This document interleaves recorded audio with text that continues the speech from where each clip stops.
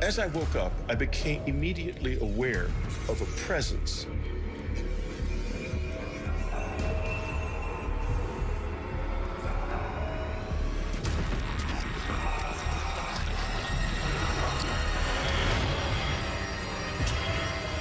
Before I could do or say a thing,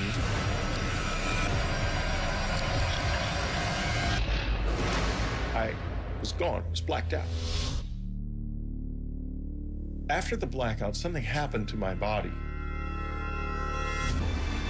I didn't feel anything. I could feel my core being, my inner self, but there was nothing happening on the surface. I was like paralyzed and I had lost sensation.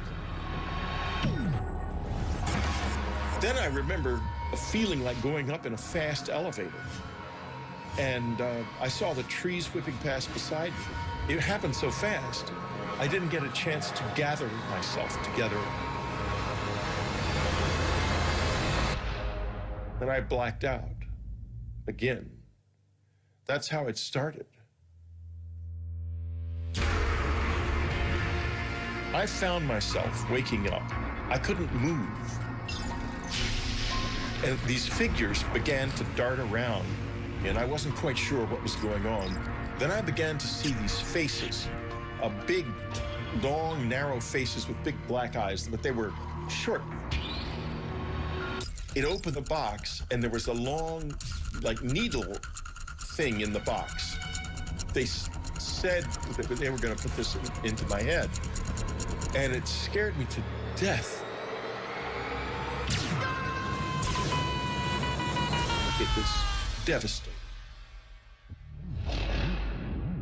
After they inserted the needle into my head, then the really unpleasant part physically began.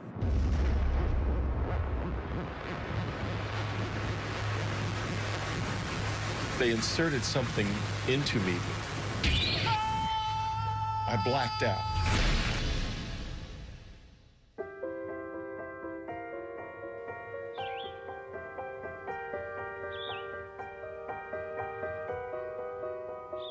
I woke up in the morning, confused. I felt like I'd been in a fight or something.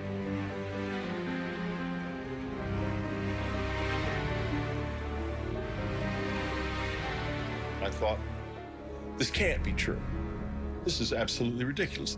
But it was so vivid.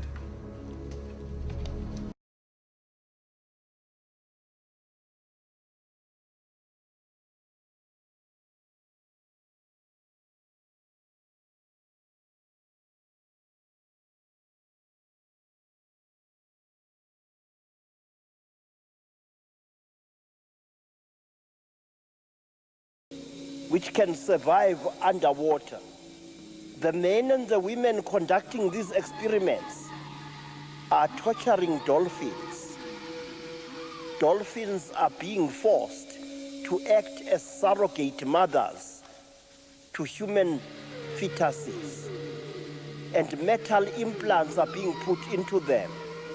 These people who are doing these things should be exposed to the anger of the caring world. These experiments and others like them should be stopped.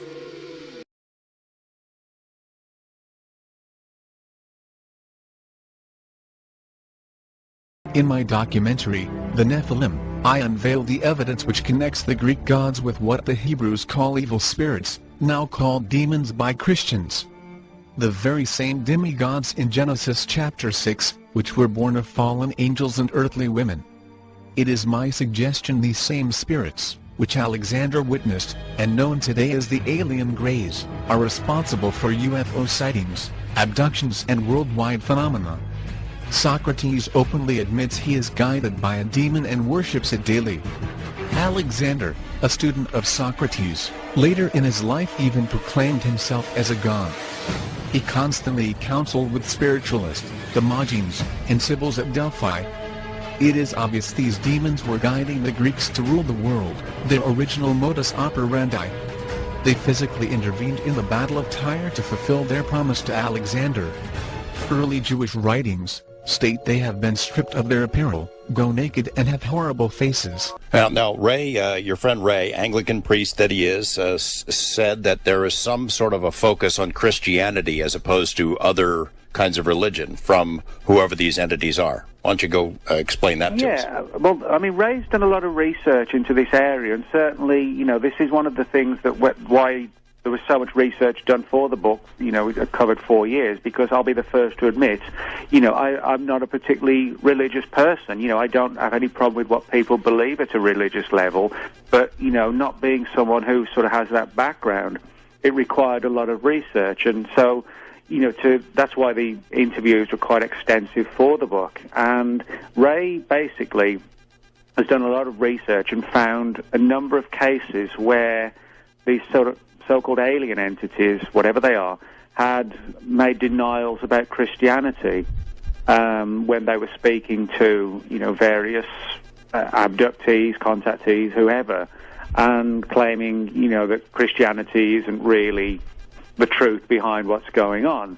And what Ray found was that in a number of cases it was always Christianity that was targeted rather than any other religions. It was always that one that was being criticized, and Ray kind of perceived it as being the, you know, as he saw it, sort of the two true forces, good and evil, you know, the Christian belief system and, you know, the minions of Satan squaring up against each other. And he felt that the denial of Christianity by these entities was evidence that they're probably not extraterrestrial, because they were focusing on just one religion. Okay, we're getting into the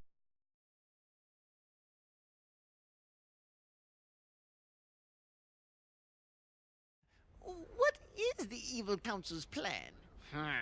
It is evil. It is so evil. It is a bad, bad plan that will hurt many people that are good. I think it's great because it's so bad. What the heck is that?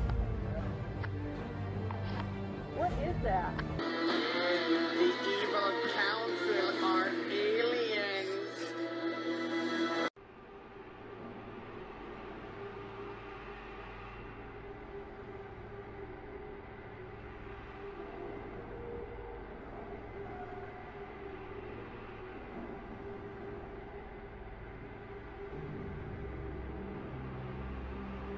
And you're on the air. Hello. Hello, Art. Yes. Hi. I don't have a whole lot of time. Well, look, let's begin by finding out whether you're using this line properly or not. Area 51. Yeah, that's right. Were you an employee or are you now? A former employee. Former employee. I was let go on a medical discharge about a week ago, and I've kind of been running across the country. Oh man, I don't know where to start. They're gonna they'll triangulate on this position really, really soon. So you can't spend a lot of time on the phone. So give us something quick.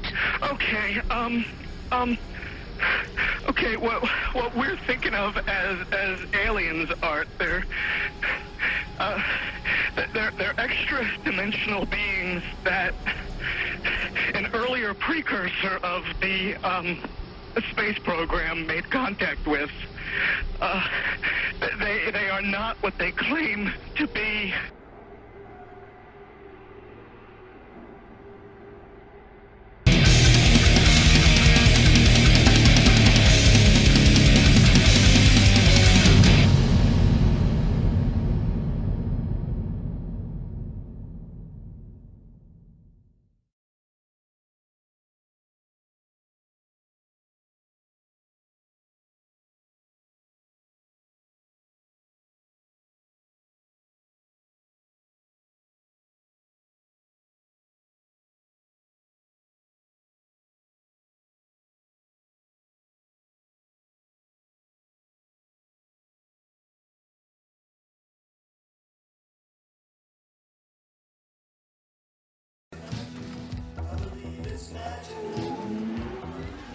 Its parallel in the book of Revelation is when the bottomless pit is opened, and Apollo and his hordes of locusts ascend from the abyss and come to earth. In Revelation chapter 9, verse 1, we read, "And I saw a star fall from heaven to the earth, and he was given the key to the shaft of the bottomless pit. He opened the shaft of the bottomless pit, and from the shaft rose smoke like the smoke of a great furnace, and the sun and the air were darkened with the smoke of the shaft. Then from the smoke came locusts on the earth, and they were given power like the power of scorpions of the earth, and they were told not to harm the grass of the earth, or any green thing that groweth, or any tree." In movies like The Day the Earth Stood Still, you have a horde of insects who go about devouring all that is man-made, while leaving every green thing untouched. Alhazred, like the Hebrew traditions, suggests that there are 7 main demons who act as workers of darkness in our world. They are neither male or female, and are extremely inhumane. It is said that they stretch themselves out like chains, and are ministers for Tiamat. They are referred to as the 7 Anunnaki, extremely powerful in magic, and incessantly make trouble for mankind. First and oldest of the races are the Elders, also called the Elder Lords, or the Elder Things. These beings precede the existence of the Old Ones. This group has made a pact with mankind so that we may call upon their assistance with magic. This group is ruled by 3 gods, Enki, Enlil, and Anu, who would later spawn a race called the Watchers. This group of gods lives, according to the Necronomicon, remotely in the heavens. It was members of the Elder race that trapped the Ancient Ones in the bottomless pit. Then there's the Old Ones, referred to as the Ancient Ones or those from outside. These beings are demons to Christians and jinn to Muslims. This race too, because of the blood of Kingu, is subject to the will of man, granted the proper sacrifice and ritual has been performed. The Old Ones were created and came to Earth long before the creation of man. During this time, the Necronomicon points out, they filled the Earth with corruption. They erected great cities at Earth's poles. Their children, the Nephilim, began to cover the earth. They were worshipped like gods, and when the Elder Lords looked down from heaven and seeing the corruption, they set their seal against the Ancient Ones and cast them into the bottomless pit. Wantonly, the Old Ones trod the ways of darkness, and their blasphemies were great upon the earth. All creation bowed beneath their might and knew them for their wickedness. And the Elder Lords opened their eyes and beheld the abominations of those that ravaged the earth. In their wrath, they set their hand against the Old Ones, staying them in the midst of their iniquity, and casting them forth from the earth to the void beyond the plains, where chaos reigns and form abideth not. And the Elder Lords set their seal upon the gateway, and the power of the Old Ones prevailed not against its might. Today, the Old Ones still wait in the bottomless pit, waiting for a celestial event. This celestial event doesn't necessarily have to be one that happens in our heavens. Maybe, perhaps, this is one of merging, of imminent collision of our universe and another. The conflict between the Elder Lords and the Ancient Ones sounds precisely like the story of ancient Atlantis versus Lemuria. Both were nearly destroyed in the conflict, and the Elder Gods were quite weakened. The demons are constantly treading about, looking for open gates because they long entrance into our world. Alhazred claims that the dead can be summoned at almost any time, and unlike some of the stronger demons, may be willing to cooperate. Then there are the Maskin. These are the hunters of souls. They apparently drag away the soul after someone dies. They are led by their queen, Ereshkigal. The picture Abdul Alhazred paints of spirits and demons is very similar to the version painted by Islam. The Muslims call these demons jinn, which is where the word genie comes from. The Muslims say that there are many types of jinn. Some are spirits, some dogs and snakes, some with wings and fly, and others look human. They say jinn come in both male and female, and emerge mainly at night. Aside from the classical conception of a genie, something else has worked its way into popular culture: the making of a wish after seeing a shooting star. Muslims say that when you see a shooting star, a jinn just got kicked out of the heavens and cast back to our earth. This is probably code for a streaking UFO. Everyone knows that genies grant wishes, so when you see a falling star, you've just seen a genie. So, we make a wish. Jinns, like the Ancient Ones from the Necronomicon, were created before mankind and filled the earth with corruption. Like the demons from the Necronomicon, they can be banished with incantations and made to do what is against their will. These beings can also survey the habitation of men without his knowing. And the Muslims also claim that there is a pact or contract between the jinn and mankind. Alhazred claims that some demons feed off human emotion like food, and can actually become fat from death. Outside the limit of our sight, feeding off us, perched on top of us from birth to death, are our owners. Our owners. They have us. They control us. They are our masters. Wake up!